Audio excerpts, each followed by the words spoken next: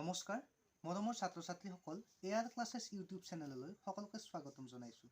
আজি আমি 2023 বৰ্ষৰ হাইস্কুল শিক্ষান্ত পৰীক্ষাৰ্থীসকলৰ বাবে বিজ্ঞানৰ কেইটিমান অতি দৰকাৰী প্ৰশ্ন আমি লৈ আহিছোঁ। আশা কৰোঁ ভিডিঅ'টি চাই ছাত্ৰ ছাত্ৰীসকল নিশ্চয় উপকৃত হ'ব আৰু আমাৰ চেনেলটি ছাবস্ক্ৰাইব কৰি অল বেল আইকনটো অন কৰি দিব আৰু যিমান পাৰে আমাৰ ভিডিঅ'বোৰ শ্বেয়াৰ কৰিব। ধন্যবাদ। যোৱাকালি আমি 20 নম্বৰ কুৱেশ্যন এনচাৰলৈ দিছিলোঁ। আজি 21ৰ পৰা আমি ষ্টাৰ্ট কৰিম। গতিকে যিসকল ছাত্ৰ ছাত্ৰীয়ে 20 নম্বৰলৈ ভিডিঅ'টি চোৱা নাই তেওঁলোকে ডেছক্ৰিপশ্যনত লিংকটোত গৈ ভিডিঅ'টি চাই ল'ব আৰু আজি আমি 21 নম্বৰৰ পৰা আৰম্ভ কৰিবলৈ লৈছোঁ। আমি 21 নম্বৰটো লৈছোঁ। এটা দ্ৰৱই নীলা লিটমাছ ৰঙা কৰে। দ্ৰৱটোৰ pH হ'ল এ নম্বৰ অপশ্যনত দিয়া আছে 1, বিত দিয়া আছে 9, চিত দিয়া আছে 7 আৰু ডিত দিয়া আছে 8। গতিকে আমি জানো যে দ্ৰৱ এটাই নীলা লিটমাছ কেতিয়া ৰঙা কৰিব? যেতিয়া দ্ৰৱটো এচিড হ'ব। গতিকে এচিড হ'ব লাগিলে ইয়াৰে কোনটো এনচাৰ হ'ব? 1 হ'ব, কাৰণ 9 হ'লে 7তকৈ বেছি হ'ব। 7তকৈ বেছি হ'লে এইটো কি হ'ব? ক্ষাৰকীয় হ'ব। চিত দি আছে 7, গতিকে 7 হ'লে কি হ'ব? এইটো প্ৰথম মাধ্যম হ'ব আৰু ডিত কিমান দি আছে? 8 দি আছে। গতিকে ডিটো 7তকৈ ডাঙৰ। গতিকে ইয়াৰে শুদ্ধ উত্তৰটো কি হ'ব? 1 হ'ব। এইবাৰ আমি 22 নম্বৰ কুৱেশ্যনটোলৈ আহিছোঁ। আমি কুৱেশ্যনটো লৈছোঁ, তলৰ কোনটো অধাতু তৰল?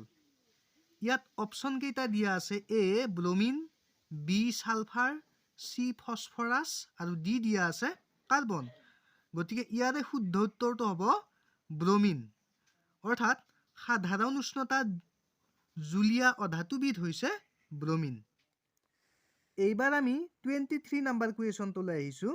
আমি কুৱেশ্যনটো লৈছোঁ, এখন অৱতল লেন্সত প্ৰতিবিম্বৰ আকাৰ অতিশয় সংকুচিত আৰু বিন্দু আকাৰৰ হ'বলৈ লক্ষ্যবস্তুৰ অৱস্থান এত দিয়া আছে ফকাছত, বি দিয়া আছে ভাস্কেন্দ্ৰত, চিত দিয়া আছে অসীমত আৰু ডিত দিয়া আছে অসীম আৰু ভাস্কেন্দ্ৰৰ মাজত।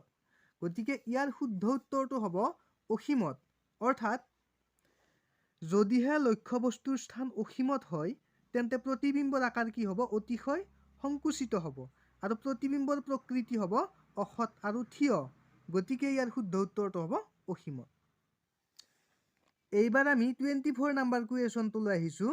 আমি কুৱেশ্যনটো লৈছোঁ, বৈদ্যুতিক প্ৰবাহ জোখা সঁজুলিটো হ'ল এ নম্বৰত দিয়া আছে এমিটাৰ, বিত দিয়া আছে ভোল্ট মিটাৰ, চিত দিয়া আছে গেলভেনোমিটাৰ আৰু ডিত কি দিয়া আছে? এটাও নহয় দিয়া আছে। গতিকে ইয়াৰে শুদ্ধ উত্তৰটো হ'ব এমিটাৰ। অৰ্থাৎ বৈদ্যুতিক প্ৰবাহ জুখিবলৈ আমি কি সঁজুলি ব্যৱহাৰ কৰোঁ? এমিটাৰ ব্যৱহাৰ কৰোঁ।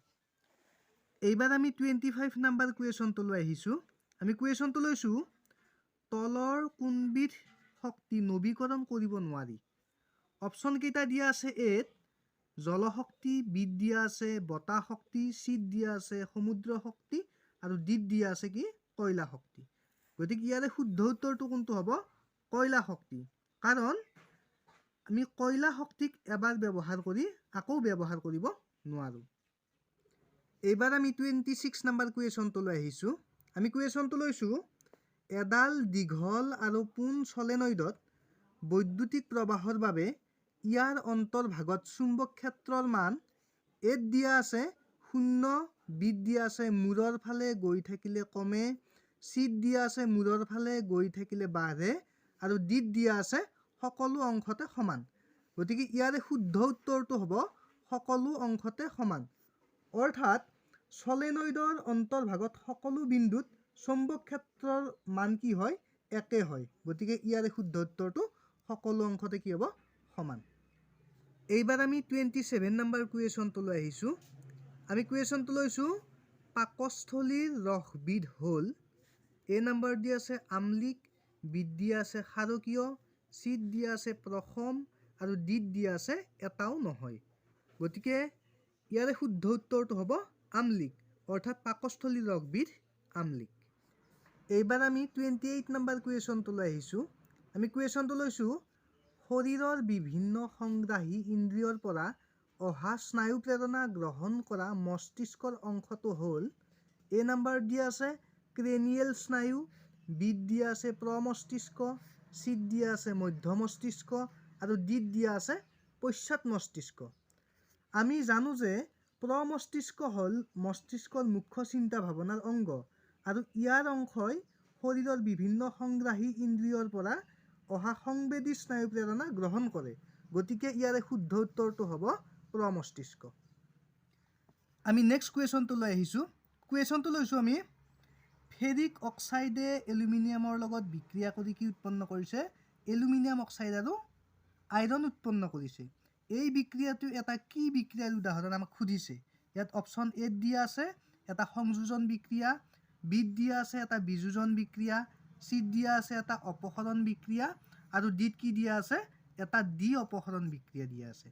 গতিকে এইটোত আমি দেখা পাইছোঁ যে এলুমিনিয়ামে ফেৰিক অক্সাইড যৌগটোৰ পৰা এই আইৰণটো কি কৰিছে? অপসাৰিত কৰিছে। গতিকে এইটো এটা কি বিক্ৰিয়াৰ উদাহৰণ হ'ব? অপসৰণ বিক্ৰিয়াৰ উদাহৰণ হ'ব। এইবাৰ আমি নেক্সট কুৱেশ্যনটোলৈ আহিছোঁ। কুৱেশ্যনটো লৈছোঁ, দন্তক্ষয়ৰ সূচনা হয় যদি মুখৰ ভিতৰৰ pH-ৰ মান কম হয়। এই অপশ্যনত দিয়া আছে 8.0, বিত দিয়া আছে 7.0, চিত দিয়া আছে 5.5 আৰু ডিত কি দিয়া আছে? 3.5। গতিকে ইয়াৰ শুদ্ধ উত্তৰটো হ'ব 5.5। অৰ্থাৎ দন্তক্ষয়ৰ কেতিয়া সূচনা হয়? যেতিয়া মুখৰ ভিতৰৰ pH-ৰ মান 5.5তকৈ কম হয়।